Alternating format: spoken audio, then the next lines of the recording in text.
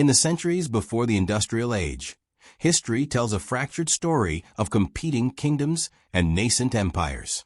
But whispers in the margins of redacted texts and on the faded vellum of forgotten maps speak of another power, a civilization so vast it defied borders, so advanced it rendered our own progress a pale imitation. They called it the Tartarian Empire, a global dominion of impossible architecture and limitless energy, a culture of harmony and enlightenment that supposedly stretched from the Irish shores to the heart of the Americas.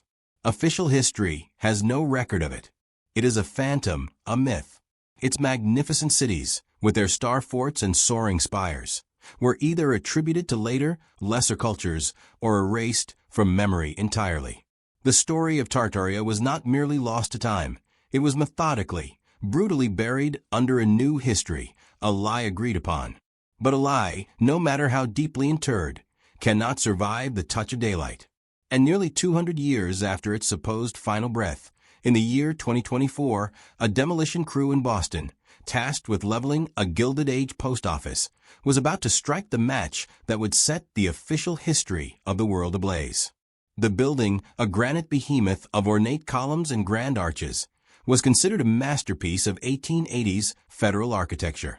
But its foundations told a different story, a story that reached far deeper into the earth and into the past than any record book had ever dared to admit.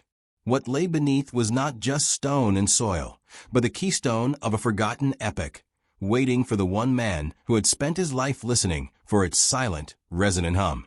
Dr. Eris Thorne, a disgraced architectural historian, had long been haunted by a ghost. He saw it in the uncanny similarity of 19th century state capitals, in the impossible scale of Parisian boulevards, in the abandoned, ornate subway stations of New York. A unified, global style that predated the technology meant to have built it. His peers called it obsession, career suicide. Eris called it the truth. And in the heart of Boston, that truth was about to be unearthed, bringing with it a reckoning that would challenge the very foundations of the modern world. The mystery of the Tartarian Empire was no longer a matter of academic debate. It was about to become a terrifying, tangible reality. The air on the demolition site was thick with the dust of ages, a gritty perfume of pulverized brick and shattered plaster. Leo, a man whose life was measured in sledgehammer swings and the groan of stressed steel, felt a change in the rhythm of the work. The jackhammers chewing at the post office's deep sub-basement had hit something that wasn't granite. It was a dull, metallic thud, a sound that felt ancient and wrong. He motioned for the operator to cut the power, the sudden silence ringing in his ears. Kneeling in the rubble, he brushed away a century of grime and infill to reveal not bedrock, but a perfectly smooth, dark surface, cool to the touch. It was a slab of what looked like obsidian, yet it bore none of the fractures of volcanic glass. It was seamless. Curiosity, a rare luxury in his line of work, got the better of him. With a crowbar, he and his partner worked the edges, finding a hairline seam. With a great, sucking groan, the slab lifted, revealing a hollow cavity beneath. The air that escaped was cold and sterile, smelling of ozone and something else, something like static electricity before a lightning strike. Inside, nestled in a bed of what looked like spun glass, was an object that had no right to exist. It was a crystalline lattice, roughly the size of a human heart, composed of dozens of interlocking, geometrically perfect quartz-like shards. A soft, internal light pulsed within it, a slow, rhythmic beat of faint turquoise luminescence. From its base, a web of tarnished copper tendrils snaked out, disappearing into the earth, fused directly into the bedrock, as if they had grown there. Beside the device lay a thin sheet of silvery metal, etched with an unfamiliar script of swirling, elegant characters, and a star chart so complex it seemed to map the heavens from a vantage point not of Earth. Leo, a man who believed in overtime and beer, not ancient mysteries, felt a primal shiver of dread. This was not part of any blueprint. It was technology, but a technology he couldn't comprehend, older than the building it was hidden in, older perhaps than the city itself. He pulled out his phone, his hands trembling slightly, and snapped a few pictures. He didn't know what he had found, only that it felt profound, dangerous. That evening, he uploaded the images to a niche urban exploration forum with the simple caption, "Found this in the foundation of the old Boston P.O. Any ideas?" The post was an anomaly, a digital message in a bottle cast into the vast ocean of the internet. And across the country, it was about to be found by the one man who had spent his entire life waiting for this exact signal. Dr. Eris Thorne sat in his study, a room that was less an office and more a mausoleum for a history that refused to stay dead. Books on Palladian architecture were stacked next to treatises on cymatics and earth energies. Antique maps showing phantom islands and distorted coastlines papered the walls. His career at the university had ended 5 years prior, terminated by a tenure committee that deemed his work on a pre-industrial global architectural paradigm to be unscholarly, a descent into pseudoscience. They had used words like conspiratorial and fantastical. Yet Eris couldn't shake the patterns he saw everywhere. The star forts scattered across the globe, from Japan to the Netherlands, all following the same intricate design. The grand Greco-Roman buildings erected in the American Midwest in the 1800s by small towns that barely had paved roads. The official explanations, coincidence, revivalism, the genius of a few lauded architects, were to him a flimsy theatrical scrim hiding a much larger stage. He was scrolling through his usual feeds, the digital back alleys where whispers of forbidden history thrived, when he saw it. The post from Boston. His breath caught in his throat. The granite, the depth, the signs of soil liquefaction burial that theorists called the mud flood. It was all there. But it was the device that made his heart hammer against his ribs. The crystalline structure, the copper conduits feeding into the earth. It was a perfect match for the theoretical descriptions of an etheric resonator he had found in a censored 18th century text by a forgotten physicist. A device said to draw ambient energy from the planetary grid. And the star chart, it wasn't a map of the night sky. He recognized the geometry instantly. It was a circuit diagram, a schematic. He booked a flight to Boston before he had even closed the browser tab. He messaged the user, Leo, with a sense of urgency that bordered on panic. "Do not let them take it. Do not let anyone touch it. I'm on my way." For years, his quest had been fueled by intuition, by the quiet insistence of his own mind that the world was not as it seemed. He had been an investigator with no evidence, a detective with no crime scene. Now, he was no longer chasing ghosts. A ghost had reached out from its grave and handed him a key. The journey to Boston was a blur of tense anticipation. He wasn't just going to see an artifact. He was going to meet the ghost of a lost world. The demolition site was a gaping wound in the urban landscape. When Eris arrived, a palpable tension hung in the air. A temporary chain-link fence had been erected around the foundation pit, guarded by a stern-faced man in a suit who was definitely not a construction foreman. Leo met him a block away, his face pale and drawn. "It's gone," Leo said, his voice a low, nervous whisper. "They shut us down for an unscheduled safety inspection." A bunch of guys in black SUVs showed up an hour ago. From the city, they said. Historical commission or something. They went down there, pulled the whole thing out, slab and all, and were gone in 20 minutes. The company told us to forget we ever saw it. Eris's heart sank. He had been too late. "Did they take everything?" he pressed. "The metal plate? The star chart?" Leo shook his head, a flicker of defiance in his eyes. I pocketed the plate before they got here. It felt important." He handed it to Eris. The metal was cool and impossibly light, the strange script seeming to shimmer under the gray Boston sky. Eris ran his fingers over the etched lines. This was it, the anomaly, the one piece of evidence that had escaped the cleanup crew. "My post is gone too," Leo added. "Wiped. All the comments, the shares. Like it never existed." This was no standard historical commission. This was a professional suppression. They weren't preserving history. They were continuing to bury it. Eris knew he was no longer just an academic on a quest. He was now an active player in a game he didn't understand, against an opponent who could erase reality with a few keystrokes. That evening, in his sterile hotel room, another player made their move. A knock on the door revealed a woman in an impeccably tailored suit. She introduced herself as an acquisitions liaison for the Kronos Foundation, a global entity dedicated to the preservation of world heritage. Her smile was polite, but her eyes were like camera lenses, recording, assessing. "Dr. Thorne," she began, her voice smooth as polished marble. "The Foundation has been made aware of a curious artifact discovered at the Federal Hill site. We understand you've taken an interest. Our experts would be delighted to analyze the object, to place it in its proper historical context." She was offering him a way out, a chance to hand over the plate and return to his quiet life of academic exile. It was a warning wrapped in a gilded invitation. "The Kronos Foundation," Eris said, his voice steady despite the adrenaline coursing through him. "I've followed your work. You've done remarkable things, saved entire heritage sites." The woman smiled. "We believe the past should be protected, cared for." "And curated?" Eris asked, a sharp edge to his tone. The woman's smile didn't waver, but a flicker of something cold passed through her eyes. "History requires a steady hand, Doctor, to separate fact from fiction. We would hate for a man of your passion to be led astray by a novelty." The message was clear. Give us the plate. Stop digging. The offer of help was a velvet glove, but Eris could feel the iron fist clenched within it.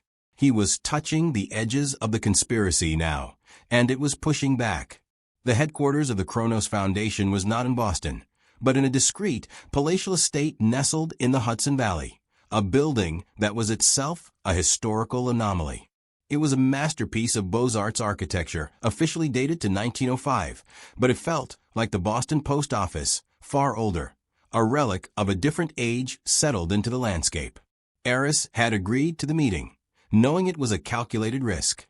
He needed to see the face of the organization that moved so swiftly to memory hole a piece of impossible technology. He was led into an office that felt more like a private museum. Sunlight streamed through tall, arched windows, illuminating glass cases filled with priceless artifacts. Sumerian tablets, Mayan codices, Renaissance astrolabes.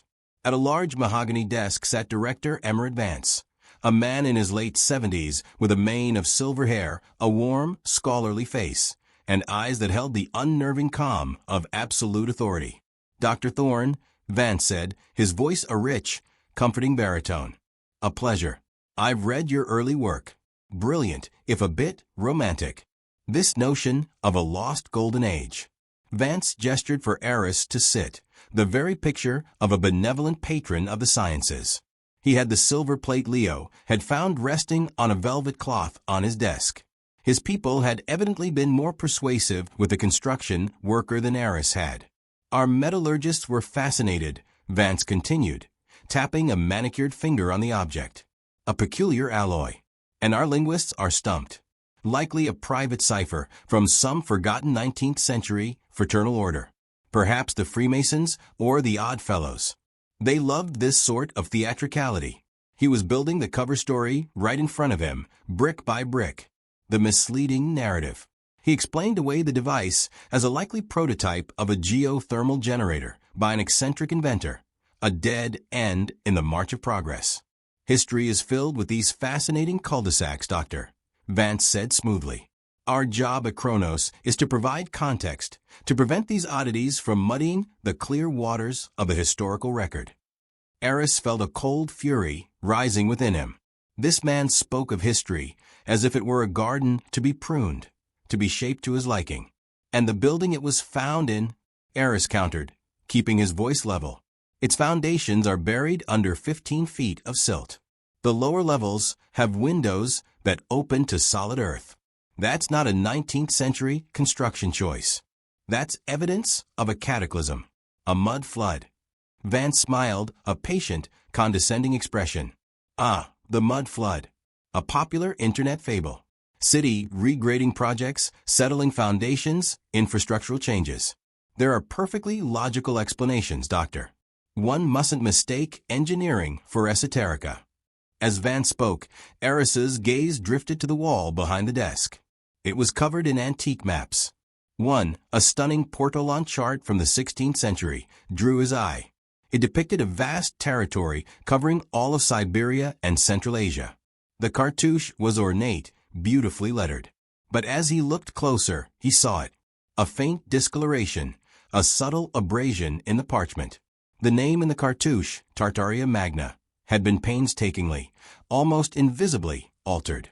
Another name had been written over it in a slightly different ink. It was an expert forgery, but a forgery nonetheless. In that moment, Eris knew. Vance wasn't just a historian. He was a janitor, cleaning up the messes left behind by a crime so large it had reshaped the world. His foundation wasn't a library. It was an incinerator. Vance was the hidden-in-plain-sight culprit, the guardian of the lie. "I'll require more than a grant to stop looking, Director," Eris said, his voice low and firm. Vance's smile finally vanished. "That is a great pity, Doctor," he said, the warmth gone, replaced by a chilling finality. "A very great pity indeed." Leaving the Kronos estate was like surfacing from a deep, cold lake. The air of genteel scholarship was a suffocating facade, and Eris now knew he was in a race against an enemy with limitless resources and a vested interest in keeping the past buried. He had one advantage: a high-resolution photograph of the silver plate he had taken before his meeting with Vance. The script was indecipherable, but the star chart was pure mathematics, a universal language. He needed an expert, but not one from the compromised.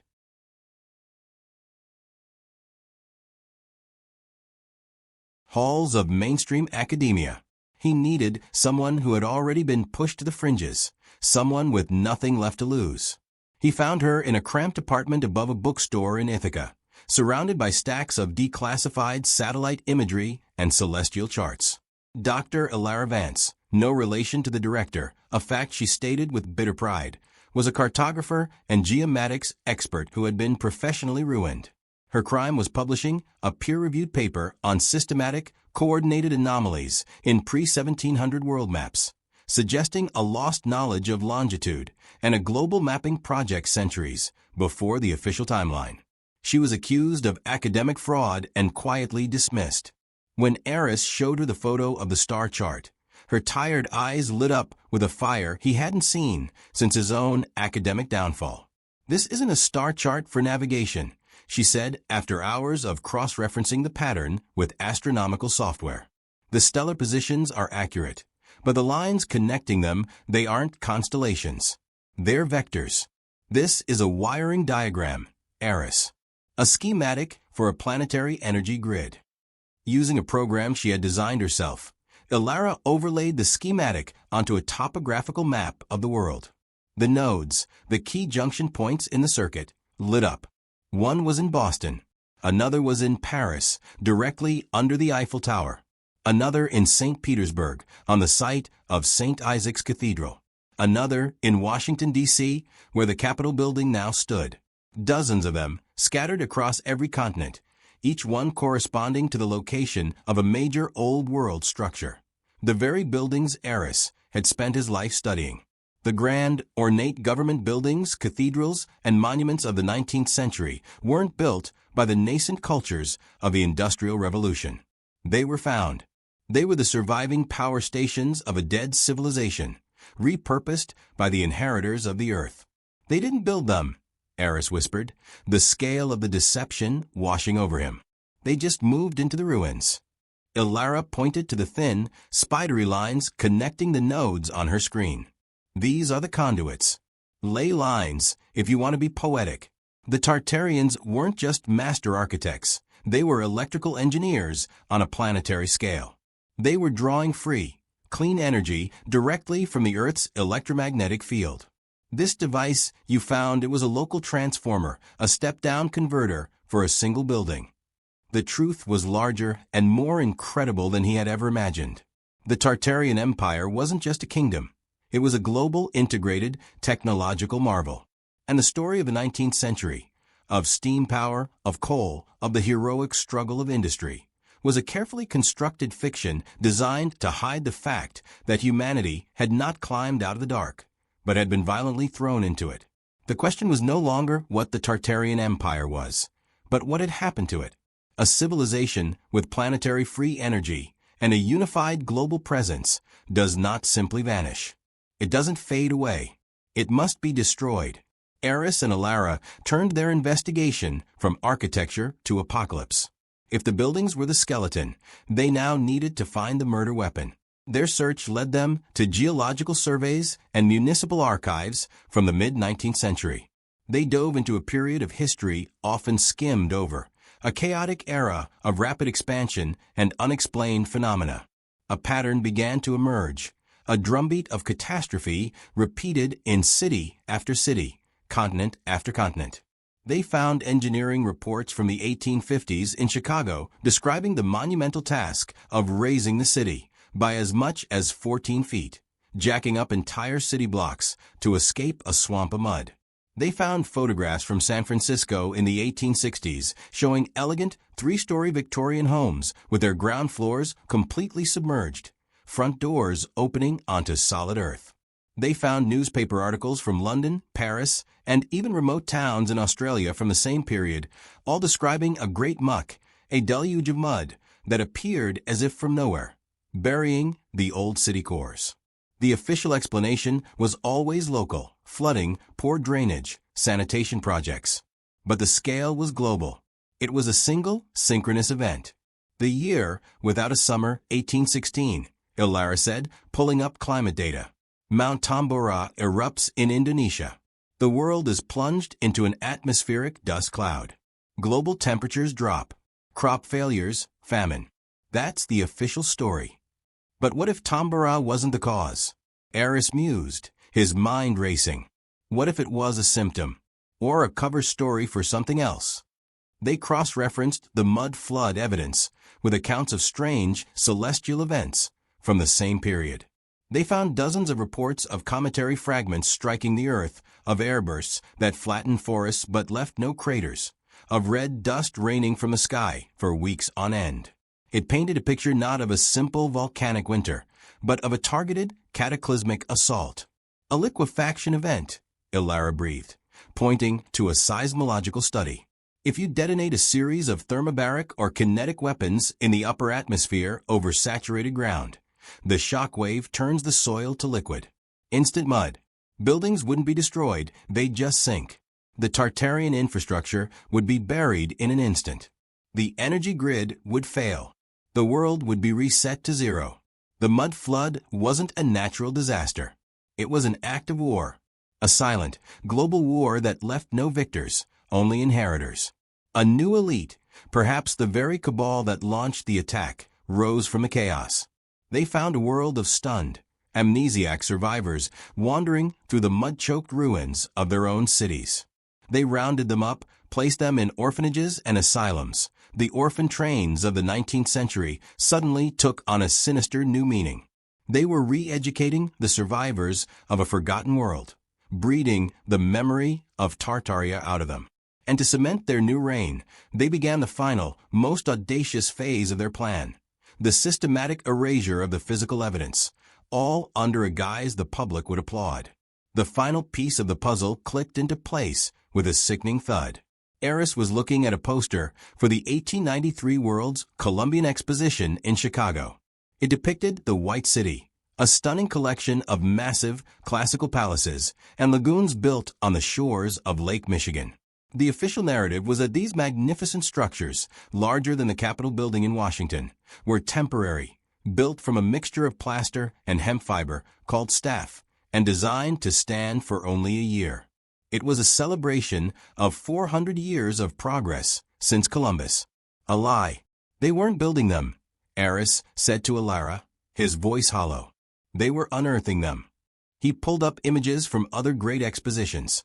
Paris in 1889, St. Louis in 1904, San Francisco in 1915. The story was the same. A fledgling city, still wrestling with basic infrastructure, suddenly builds a breathtaking, temporary city of palaces, statues, and waterways that would challenge the Roman Empire in its grandeur and scale. Then, after a year, it's all torn down. It's genius, Alara said, her expression a mixture of horror and awe. It's the most brilliant act of cultural destruction in human history. You find a buried Tartarian capital city. You excavate the finest buildings, clean them up. You invent a story about it, being a temporary fair to celebrate your new, inferior brand of progress. You invite the whole world to come and marvel at it. You take pictures, you make postcards. And then, when the fair is over, you bring in the demolition crews and you tear it all to the ground in plain sight. You call it clearing the fairgrounds. But what you're really doing is destroying the evidence of the civilization you murdered. The great expositions were nothing more than grand, theatrical demolition parties. The few surviving marvels of the Tartarian world were put on one last show before being dynamited into rubble, ensuring that future generations would only know them as fleeting plaster dreams. The narrative of the Industrial Revolution, of gritty men of steel and steam forging a new world, was a fabrication to cover the truth. They were scavengers picking over the bones of a far superior age. And the Kronos Foundation, with its mission of preserving and contextualizing history, was the modern incarnation of the architects of this lie. They weren't preserving history.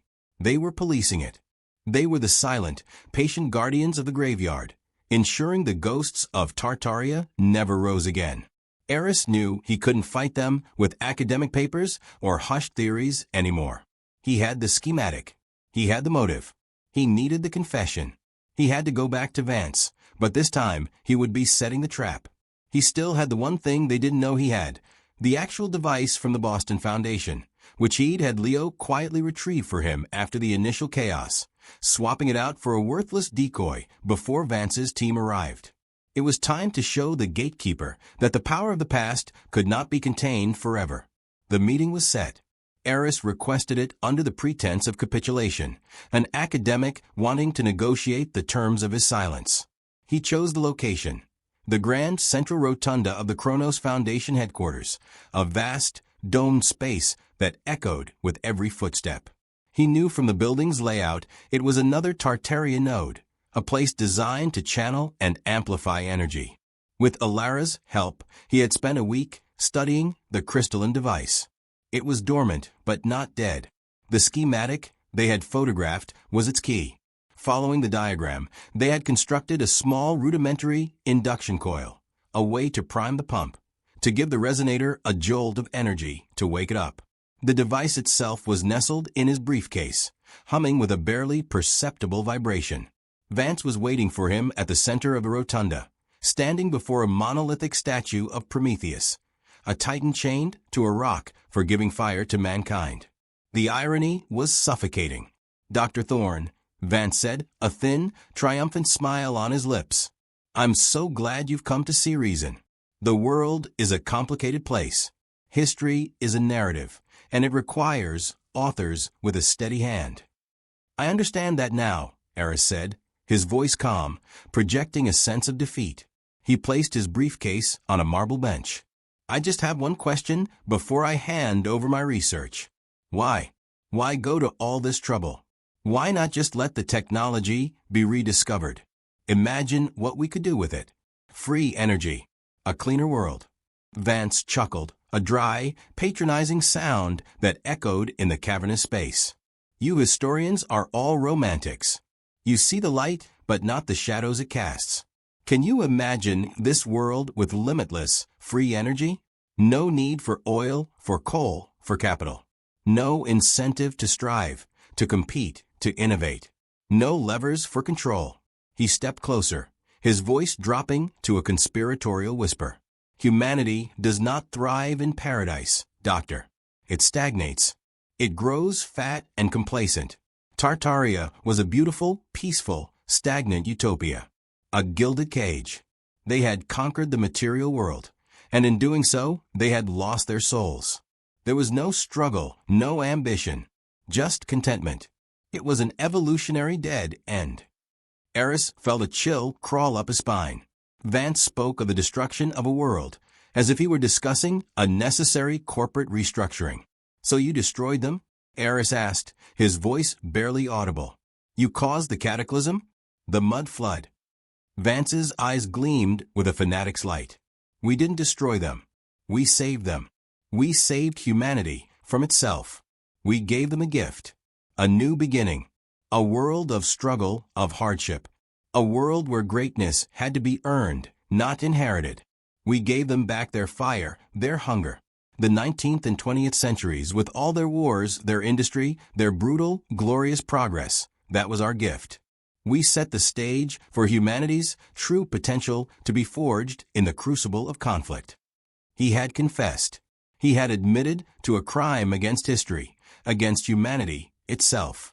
As he spoke, Eris discreetly activated a device in his pocket, a small high-frequency transmitter linked to Alara, who was waiting, ready to broadcast on every open channel she could hack.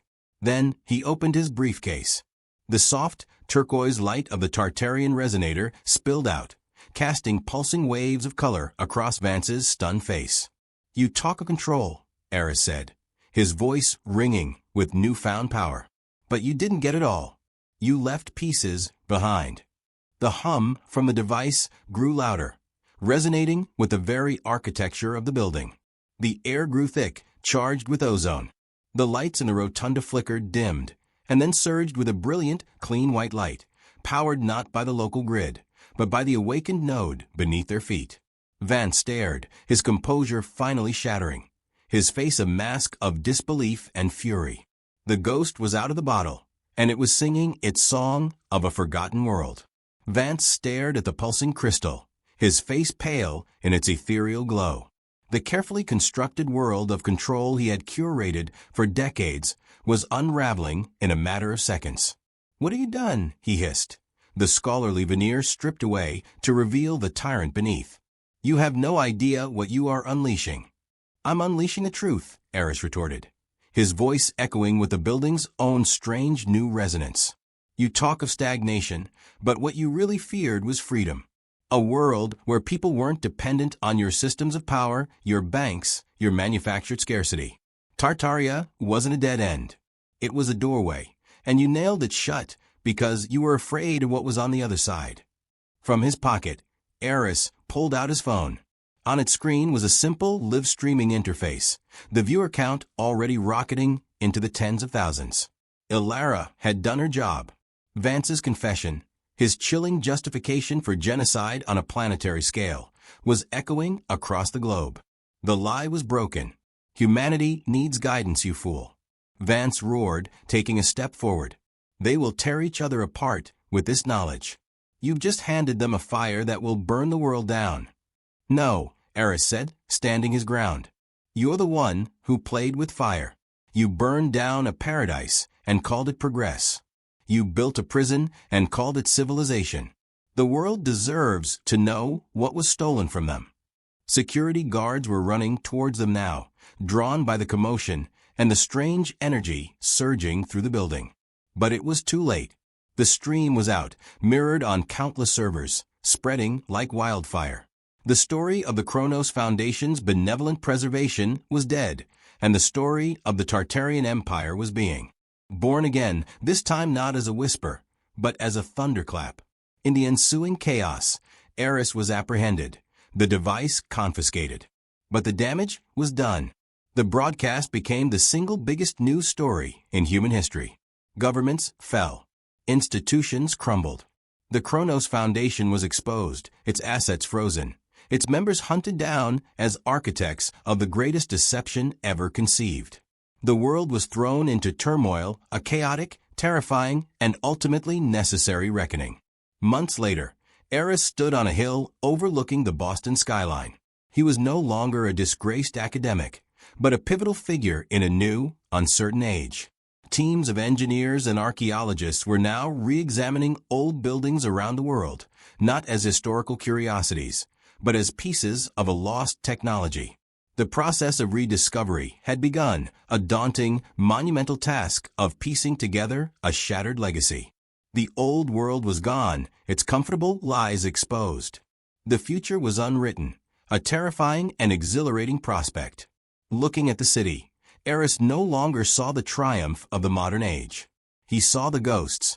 He saw the tops of buried spires, felt the hum of the dormant grid beneath the streets, and mourned the millions of forgotten souls whose memory had been erased. But for the first time in centuries, their story was being told.